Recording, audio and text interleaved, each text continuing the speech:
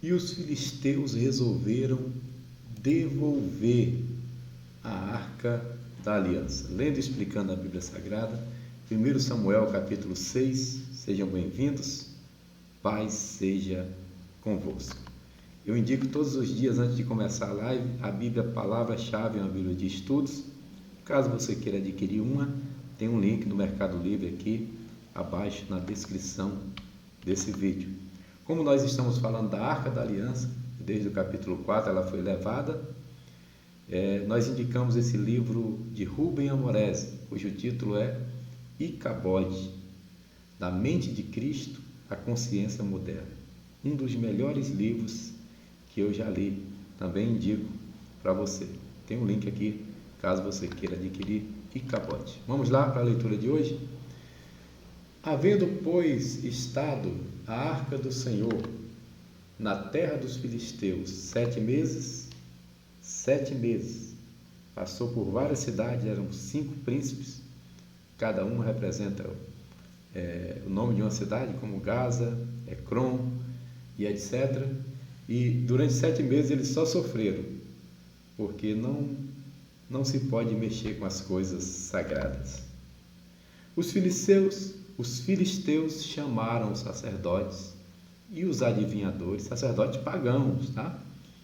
Dizendo: que faremos nós com a arca do Senhor? Fazei-nos saber como a tornaremos a enviar ao seu lugar. Eles, o conselho político, os príncipes, disseram isso. Os quais perguntaram ao sacerdote, e os sacerdotes aqui, sacerdotes pagãos, vão responder. Disseram: se enviardes a arca do Deus de Israel, não a enviareis vazia, ou seja, não vão no culto sem a oferta, não enviareis vazia, porém, sem falta enviareis uma oferta para a expiação da culpa, então sereis curados. E se vos fará saber por que a sua mão não se retira de vós. Olha, os sacerdotes pagãos estão dando esse conselho para mandar uma oferta com a arca para que eles sejam perdoados do seu erro, do seu pecado. Um grande amigo, o pastor Jesse Eliseu, disse uma certa feita em uma aula que pecado se tira, se apaga, se é perdoado com o sangue de Jesus, mas injustiça somente com reparação de danos. E aqui é um caso parecido, eles estão querendo reparar o dano. Então disseram: qual é a expiação da culpa que lhe havemos de enviar?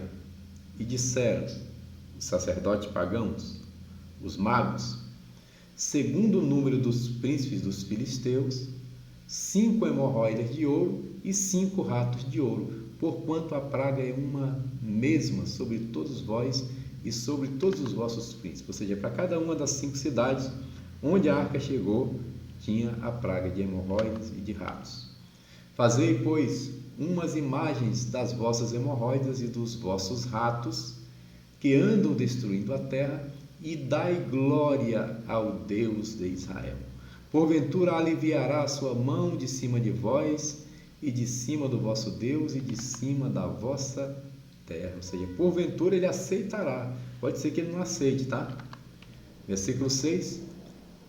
Porque, pois, endureceríeis o vosso coração, como os egípcios e Faraó endureceram os seus corações? Gente, quem está falando aqui são sacerdotes pagãos.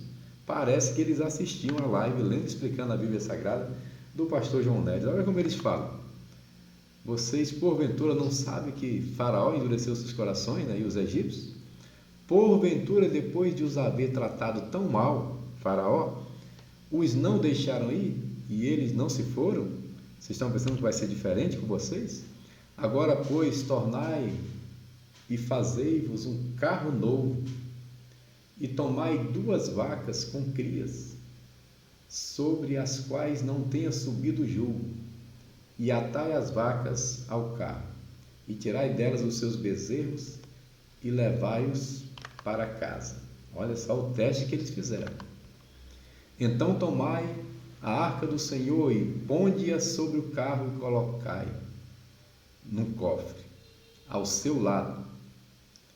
Colocai no cofre, ao seu lado, as figuras de ouro que lhe haveis de oferecer, dos ratos e das hemorroidas, em expiação da culpa. E assim a enviareis para que se vá. Vede então, se ela subir pelo caminho do seu termo a Bet-Semes, foi ele quem nos fez este grande mal, o Deus de Israel. E se não, saberemos que não nos tocou a sua mão, e que isso nos sucedeu por acaso. Que teste, hein? Demonstraram muita sabedoria. E assim fizeram aqueles homens e tomaram 2 vacas que criavam e as ataram ao carro e os seus bezerros e encerraram em casa. E puseram a arca do Senhor sobre o carro, como também o cofre com os ratos de ouro e com as imagens das suas hemorroidas. Então as vacas se encaminharam diretamente pelo caminho de Bet-Semes e seguiram o mesmo caminho, andando e berrando, sem se desviarem nem para a direita nem para a esquerda. Olha, nem vaca se desvia, né? E tem crente querendo se desviar, como é que pode?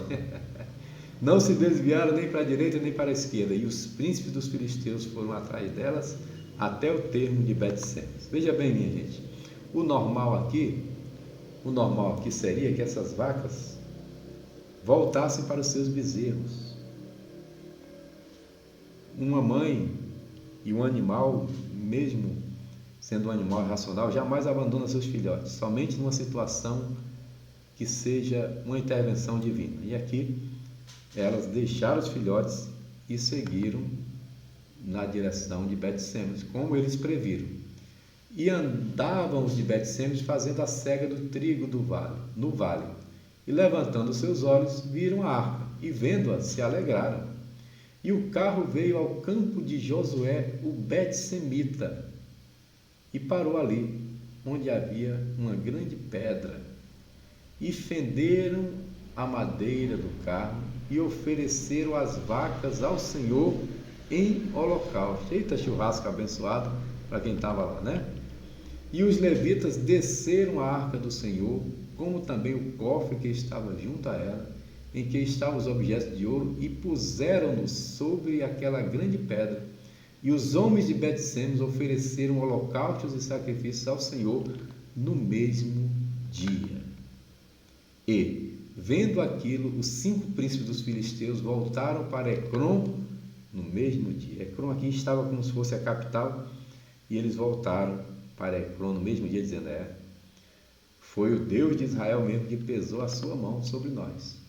Estas, pois, são as hemorroidas de ouro que enviaram os filisteus ao Senhor em expiação da culpa. Por Asdod, uma, olha o nome deles aí, por Gaza, outra, por Ascalon, outra, por Gate, outra, por Ecrom, outra. Então esses são os 5 príncipes dos filisteus: Asdod, Gaza, de onde vem a faixa de Gaza, esse lugar aí mesmo, Ascalon, Gate e Ecrom.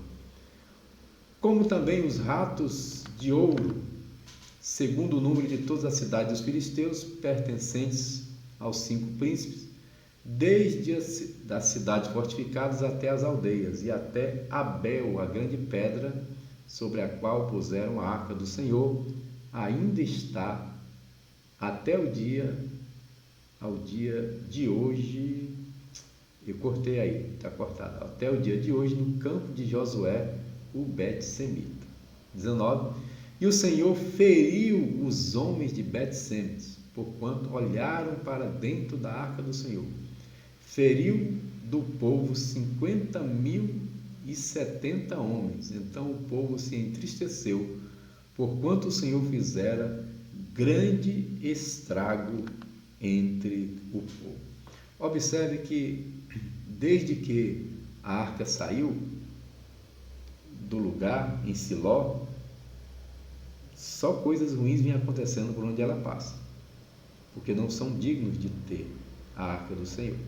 Acidentes, pragas, porque a arca deveria estar no seu lugar. E por causa da impiedade de Hofni e Finéias e da conivência do sacerdote ali, tudo isso está acontecendo. Versículo 20. Então disseram os homens de Bet-Semes: quem poderia subsistir perante este santo Senhor Deus? E a quem subirá de nós? Ou seja, o que vamos fazer? A quem vamos interceder? Enviaram, pois, mensageiros aos habitantes de Quiriate-Jearim, dizendo: os filisteus remeteram a arca do Senhor. Descei, pois, e fazei-a subir para vós.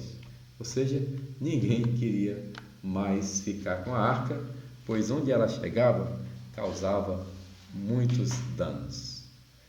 Senhor, eu quero te agradecer pela vida de cada um dos teus filhos que dedicou esse tempo precioso para aprender a tua palavra. Quero pedir, Senhor, a tua bênção sobre a vida dos teus filhos, pedir que o Senhor abençoe cada casa onde entrar essa live e que o Senhor nos faça cada dia crescer na graça e no conhecimento do Senhor e nos fazer, Senhor, tementes à tua palavra e à tua presença. É o que eu te peço em nome de Jesus. Amém e amém. Se você disse amém, compartilhe essa live com mais alguém. Haja paz sobre Jerusalém.